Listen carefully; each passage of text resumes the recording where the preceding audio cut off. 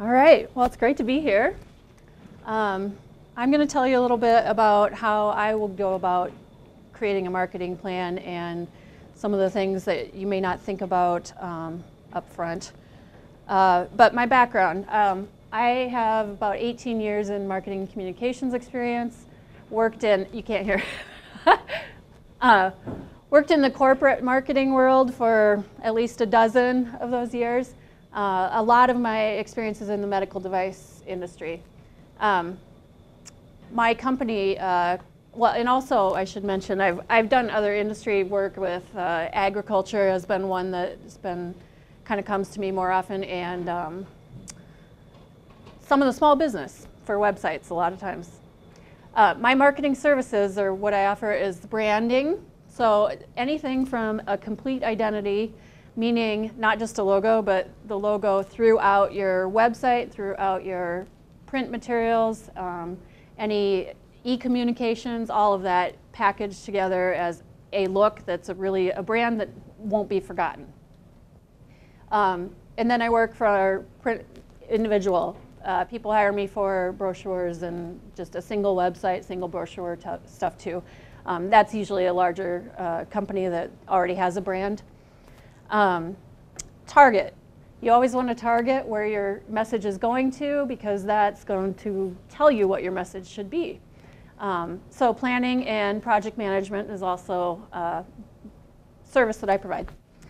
And then lead, just to maintain your website. A lot of people get a website and they don't have the resources to maintain it. It takes a lot of work to keep up with all of the content on your website, and sometimes you don't have a content management system and you don't speak HTML, so you need somebody to do that for you.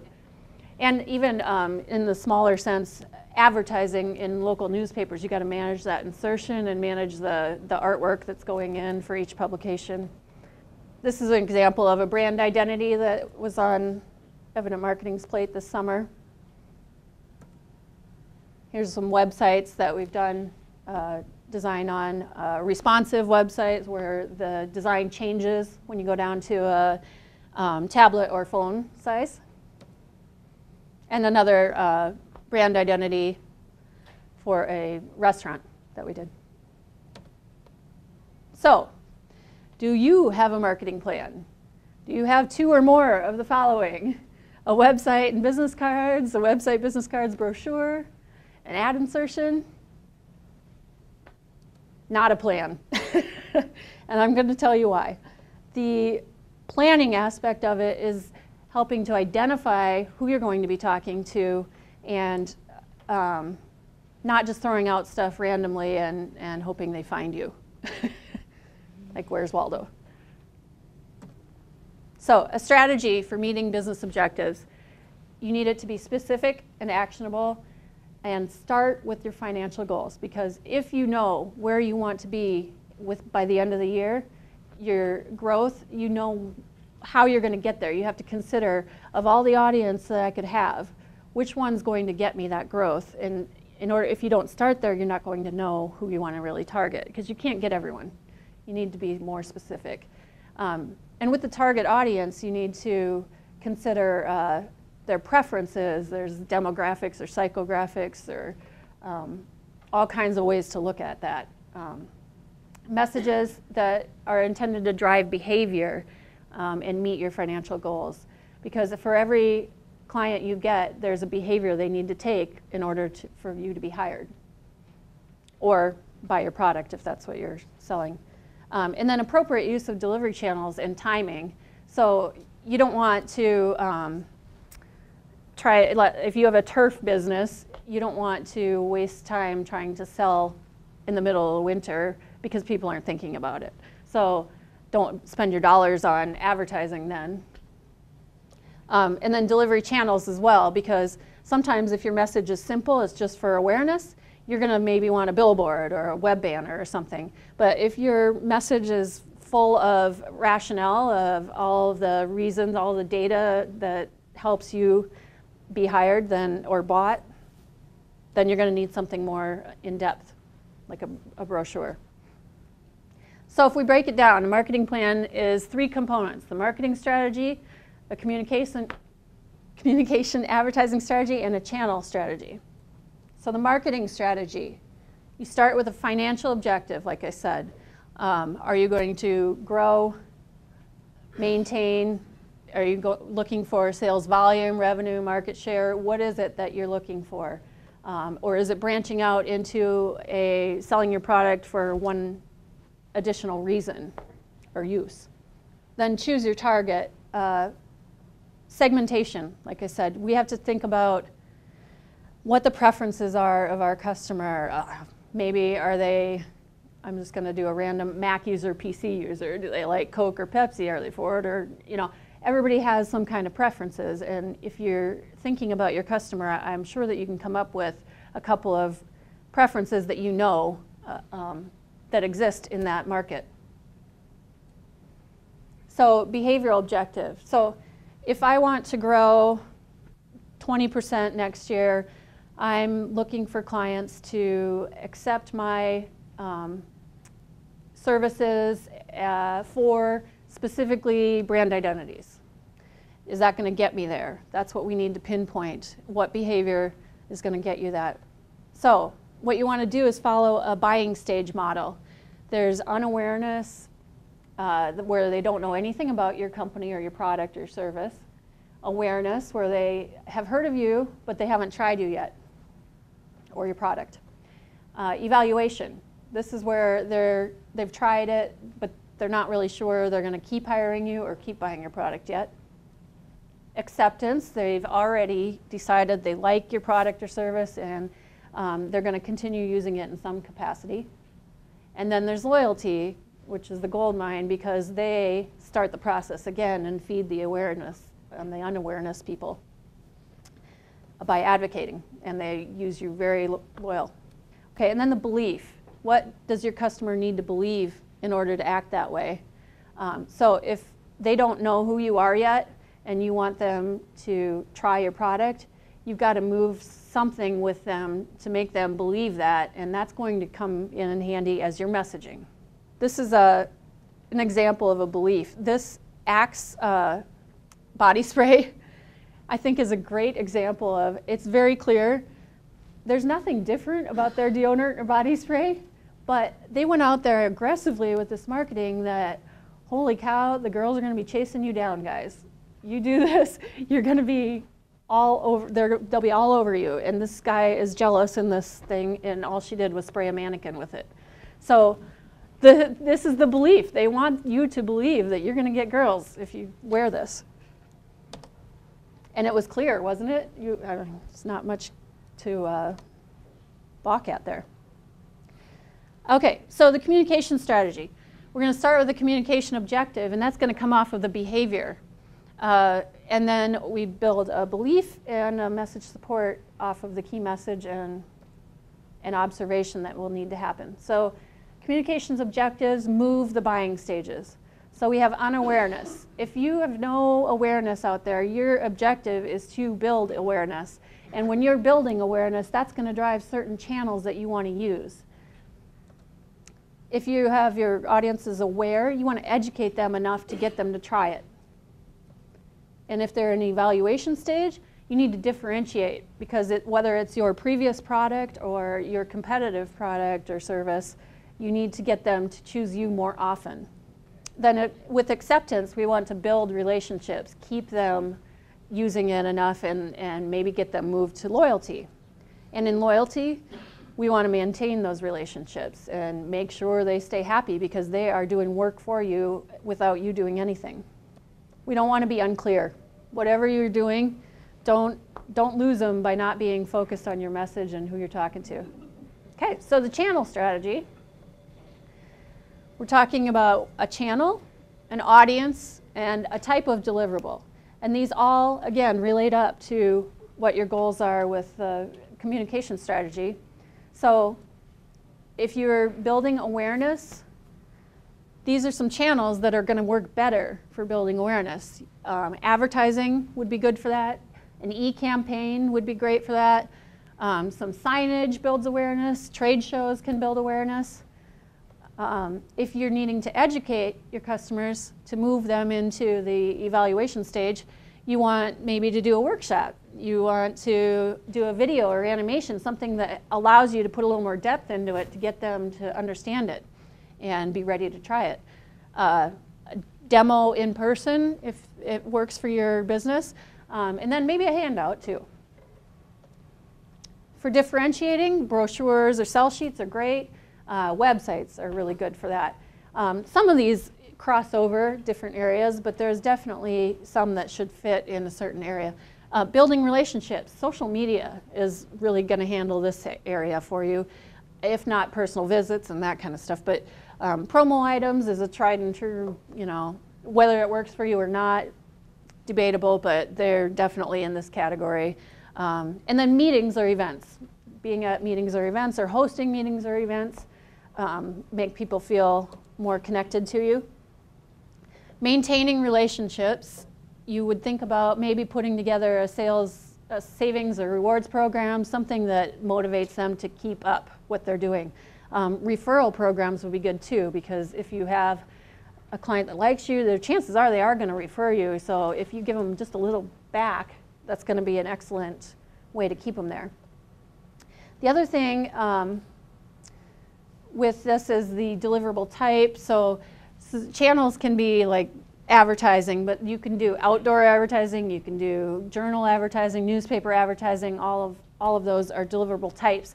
And like I said, depending on what your message is, you need to put some support together with that. So if I'm going to claim that body spray is the best one around, what's going to make them observe and believe that that's true? And a lot of times for us, in the medical world anyway, we have a lot of clinical data that's backing up our claims on the devices that are getting sold. So that means I need a deliverable type that's going to hold a lot of content, and it can't be just a billboard. So let me go back to that screen there. I whizzed through that. I don't know if you guys have questions for me or how we're doing. Did you follow that? It's kind of a complex model, but it makes a lot of sense if you put your logic into it, that you really have to start with what's going to drive the business to you, and following that model is going to keep you on track. Also, throughout an annual plan, you need to make sure that you get hit points. You know, a lot of times you say they're not going to remember your phone number unless you say it 3 times, like in radio advertising. So that's why you'll hear them say it over and over again. If you're going to do any social media or advertising or whatever, you want to make sure repeat after time goes by. You may have 2 segments of people you're trying to hit, and you have different messages for those segments. So you got to keep all of that planned out so that you're not just throwing out random messages in random places, and you consider your budget too for the full year, which I know Steve's going to talk a little more about. But how does a business plan relate to financing? Well, if you know what your current year is and what your growth is, you could take a percentage of this marketing plan to, assign for your marketing budget. A lot of people just kind of, I think in the smaller business, kind of know just because of experience, but I don't think there's a rational or a line drawn in the sand there of what you're going to use. Yeah? You listed a website. You associate that primarily with differentiation. I was surprised it didn't show up in more of those. It does. I just didn't want to. Central kind of part of the strategy. Yeah. It's probably not going to be in the build and maintain relationships as well. Social media tied to your website, yes. But yeah, website can be awareness too if you're getting them there. So that then plays in your search engine strategy, and that's a whole nother game. Maybe you could talk about that, the search engine strategy, so that when people go to that first page, that you're on there somehow. Right. This takes a lot of work.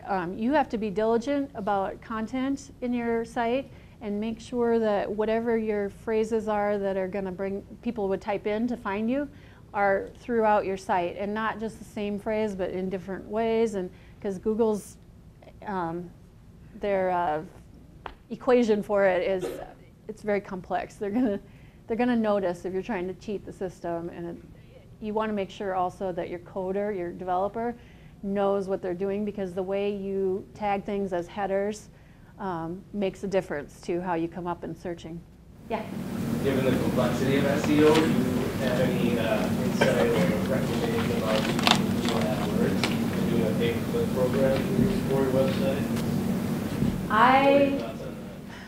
Yeah, I have used AdWords myself before, and did get some hits off of it. But you have to, again, you got to be really focused and really diligent, or you're going to be wasting your money, I think. So it's tough. Follow-up question. Yeah. Do you have any analytics or statistics around organic page rank on the first page versus like a paid advertising top spot? Do more people click on the number one thing, which is always paid, or do you get more people click on the organic page rank? I don't have the data to back this up, but I think that they don't click the paid. I know I worked with one of the medical device companies on websites, and we all kind of felt the same, that we usually didn't click the paid because it might be tainted, you know? You may not trust it as well. For some reason, if you come up organically, it's more trusting. Just to answer some of these questions, it's what we do. She's right on with a lot of it. Search engine optimization is complicated. There's a lot of strategy involved. It doesn't just take making sure, she's right when she says the phrases and all that have to be in the correct headlines and the title tag and the URL and whatnot. And also, even now, you made the comment about responsive websites. That's becoming more of a key point in keeping your rank high, because as of the middle of 2013, more people were visiting the web via mobile devices than they were via laptops or desktops. Right. To answer pay-per-click, the biggest problem is most people don't have any idea what a negative keyword is and how to do those strategies. So what ends up happening is you end up going with Google's recommendations of you give it your 10, 20, 30 keywords. Then Google says, oh yeah, also consider these ones. But let's take our company, for example. If we're a web development company and we want to have web development in our pay-per-click campaign, but we don't specify that web developer for hire, web developer for jobs, those types of things. We don't specify that. We do not want to rank for those. Google will rank for us. We'll pay for those clicks, and we'll be wasting a lot of money. And if you're not keeping the whole strategy together, Google quickly finds out you don't know what you're doing, and you end up spending a lot more money. When you do it right, it shows in the ad. They do get clicked on often. And if you're showing up #1 in the ad and you're still on the first page, you're going to have a lot of trust. Next question. Yeah. We don't need statements, we need questions. Okay, just figured I'd help. How do you calculate ROI? Is there some ratio that you use? I run into people that will say, if I don't get 8 to 1, and those are crazy people. If I don't get 8 to 1 return, it's not worth doing. And I end up doing nothing. Yeah. And I've run into other people who, it's not a dollar calculation, but they want is, I want to become really well known. And they're not looking for necessarily a dollar return on the investment. They just want to walk into the next meeting, the next room, the next event, and be known. And that's their return. How do you go about helping people calculate that? You know, the ROI, the analysis, comes for a big budget. So when you're a small company, you're probably not going to have the budget to do extensive analysis. But when the large companies do it, we would, for instance, have something that would help us track on a newspaper ad campaign. When I first started out, Carlson companies did. We had a separate phone number for every ad in every region that came out, and it was an 800 number, and you could track. So you knew what response you got from what ad. Website, you can do your own analytics, and you just register your site with Google and pull that up, and you'll get your information that way. But direct mail, kind of hard to pin down unless you have the money to do some of that bigger stuff. Trying to think if there's another, well, social media gives you some response. You know what you're getting there.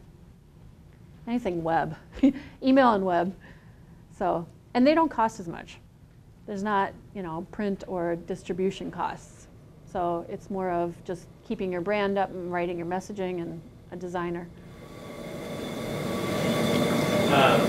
Quick question about social media. Do you recommend focusing on maybe these social media channels, Facebook, LinkedIn, YouTube, maybe for your videos, or do you recommend using one broad spectrum, including Google Plus, including Pinterest, and all the different options that you have available? Personally, I would focus. But again, this is not my expertise. I don't get that zoomed in on social media or SEO, but I think the reason you want to focus is because you have to be adamant about changing, writing something new all the time, and the more you got, that means more investment time for you, because not every channel allows you to put out the same kind of information. So if it works across all of these social media channels, then by all means you can flush it out that way. One thing I found is really good about social media is Hootsuite. Yeah, I use it. Yeah, and so you can, track and see where you're going and plan even a year in advance. So that's What was that name? I didn't. Hootsuite? Hootsuite. Yeah. As an owl. Right? Oh, Hootsuite. Yeah. Okay. Yes. You talked about kind of identifying your target niche, and if you have a product that probably has two pretty separate niches, it sounds like you're saying you're much better off identifying two different campaigns for each of those. How do you decide what to focus on first? Any tips there? Which niche? Right. Because you're spending money on this, I go for the low-hanging fruit. Whatever I can probably get the biggest bang from with the less effort. So my examples are all medical, but there was a product this summer that I worked on that there's a device that people either believe in or don't believe in, and there's no evidence either way. It's sort of what they believe. And it was a device for a back surgery. And everybody knows that if you have back surgery, chances are not great anyway. I mean, you have to do it, but long run, not going to happen. So they had this debate on whether in a discectomy to take out too much material or too little. So we went with calling them the preservationists or the more aggressive treatments. Some of them believed, let's just take it all out or it's going to re-herniate. Others, doctors believed you keep more in because you're going to degenerate the disc. And so we went after the preservation people because that was the best market for this device. It was easier to convince them if they wanted to preserve to use this device because that's what it helped do. Ideally, we would have the aggressive people understand it too, but we weren't going to target them. Hopefully we caught them on the side of our campaign. So you might find that too, if there's something that you're telling this group, even though the beliefs are different over here, they might see it and start to sway. Who knows? Yeah. As you move through the buying stages, and you get people to awareness, and then you move to evaluation, etc., is there any way to put metrics around that and know if your hit rate is moving from one stage to the next is right, or needs stepping up, or is it just pretty much, am I going to meet my financial objectives? Well, you'll notice if the behavior is happening because it's going to affect your sales or your clients that come into you. But I don't know if you can officially track what stage of the buying stage they're in. It's just that your message would be different for a different buying stage. So if you feel like you're not getting enough people trying it, then clearly they're not in evaluation stage yet. Yeah. Your background in med tech and agriculture, I don't know if you're familiar with like the Lululemon marketing strategy and approach, or other companies that have really grown sort of from a grassroots perspective and right away having sort of brand ambassadors and loyalists. How would that strategy look, the plan strategy that you mapped from, you know, building awareness and educating and whatnot for a company that's sort of trying to follow that particular model of grassroots awareness? You know, I'll be honest, that model has not come up in the clients that I've worked with, so I'm not quite sure.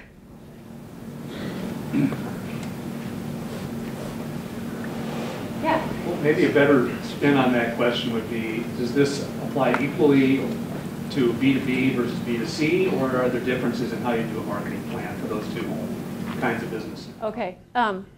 No, I wouldn't do anything different because you're still in a buying stage, whether you're buying a product from a business or you're selling to a consumer. There's consumer buying stages are very much the same as a business to business. Now, when you're going business to consumer, educate is probably not as strong of a buying stage as it is in, well, especially in the med world. Educate is, there's something really new they don't know anything about. Technology might have this too. They're not understanding it at all. So you really have to truly educate. If it's something that's already in the marketplace, an iterative version of something that already exists, then you skip over that kind of.